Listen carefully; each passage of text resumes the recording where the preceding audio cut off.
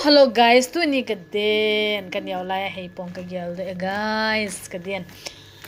Nasamo mongi kaden. Ke bazala kizu hong he ni on kani khalo ni minang kamulo ai katidan des ei man.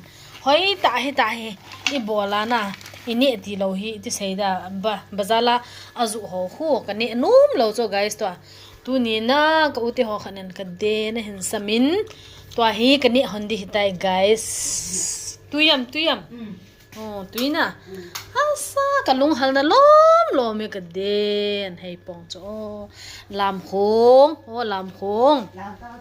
lam tau te guys kaden kalung hal be se zinge kumeza zawa chi kahin ne di hitam kaden kalung hal tave kan yaw lai ka gel do zap zinge kaden kanu le ka pa ka hin gel do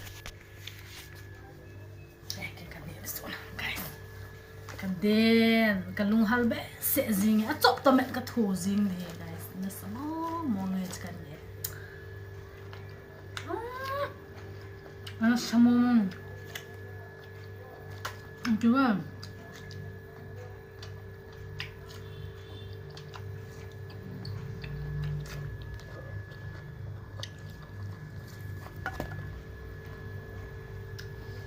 Kumsak coba kan hitam. Kan ya apa kan ini